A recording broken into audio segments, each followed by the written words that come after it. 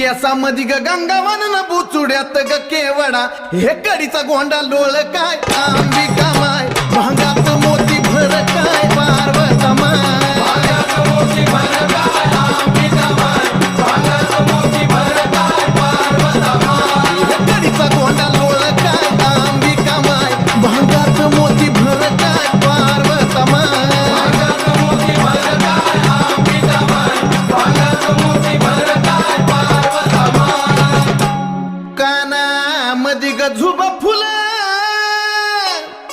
काना मधी ग झुबा फुलं न झुब्याचं ग मोती खर